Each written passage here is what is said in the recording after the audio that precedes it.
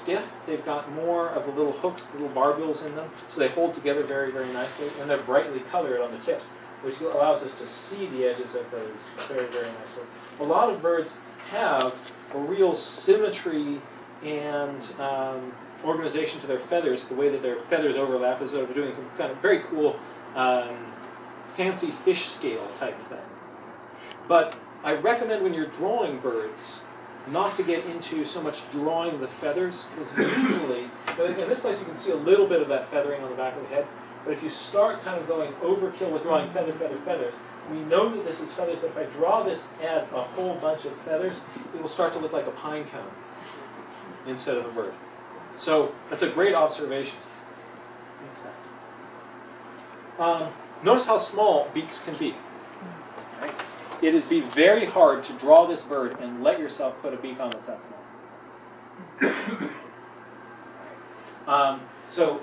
Believe the bird.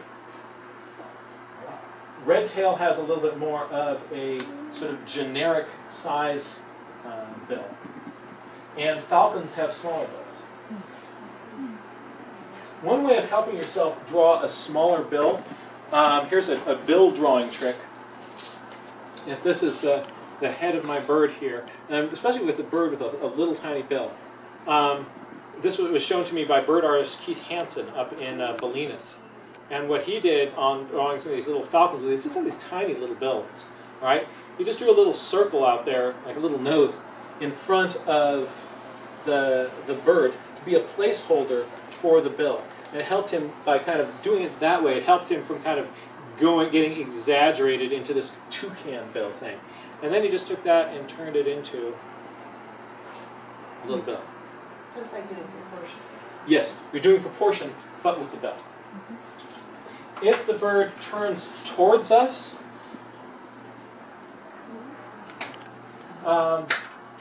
crosshairs help you kind of keep, you know how people will draw crosshairs over the face of a person to help them keep the lines, the eyes in line, so you don't have one eye too high, one eye too low.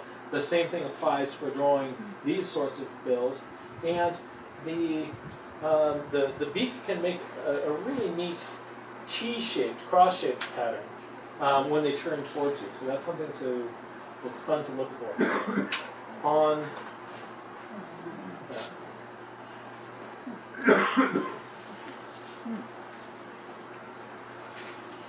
this bird's head is sort of flaring out at the cheeks.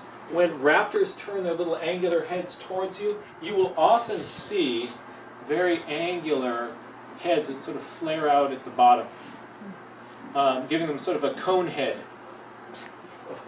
with a flat top. And so that's something that you'll see very, very often when they're looking straight at you, like this guy does. And this guy. Ospreys don't have that little ridge above their eye. That's why they often look very surprised. They kind of have this innocent golly look. It's hard for them to look mean. Kestrel's cute. So cold kestrel, as cute as can be. Doesn't even look like a kestrel. So this one has a little ridge above its eye, and you can see how as you go further back on the head sort of flares out there. But up by the eye, the head kind of is tilting in there. If the head is turned at an angle, you will often get this look on the turned away side. That really ridge, and then rounded on the background, on the back edge. It's hard to get yourself to sort of see that a raptor's head can be making a shape like that, but that's something that you often will see. Go online and look at a bunch of heads of raptors. I mean, if you get comfortable with that angle, some people kind of get locked into, I'm going to draw it this way or this way, but nothing in between. This is really common in between, and it doesn't hurt you to spend a little bit of time looking at what sort of angles you see in between. So a little bit of... So that's a little bit about bird heads. People will often look at the head of your bird. And if you...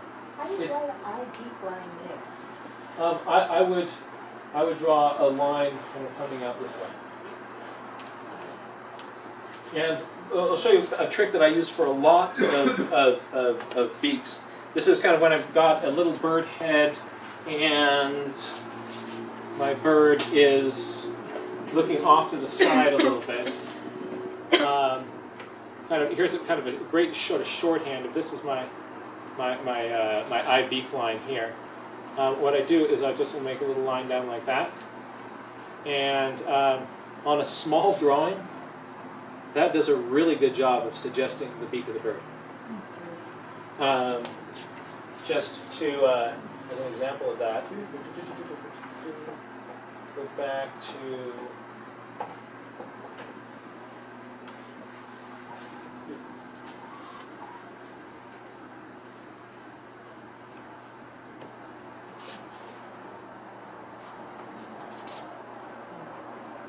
that's a little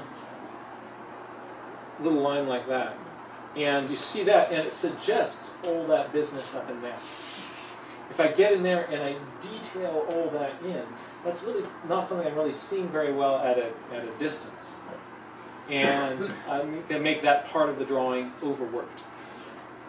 So think of ways of what are ways of simplifying those areas will help you draw them. I want to encourage people to get out and try some Raptor drawings in the next week, either from online or going out to take a walk in Edgewood, find yourself a red-shouldered hawk. Are the red-shoulders still up in the nest? No, They've taken off. They're hanging around, but They're hanging around. They're not dependable. yeah. So if you find a raptor, stop, grab the back of an envelope, make some raptor sketches, glue that back of the envelope into your sketchbook. Or visit a center where you're going to find them. Our chances of finding them are very, very good on our field trip. If you're new to this, I want to encourage people to come on out. Last Sunday of every month we have a free nature sketching field trip. And that's a different location each time and a chance to draw and sketch with a bunch of other people and see the approaches that other people are taking to what we do. It's also a potluck lunch, and so we always eat really well. We don't need to hike to this the potluck this time, so you can actually have potluck stuff that can stay in your car. And because we'll be coastside, it'll probably be cool.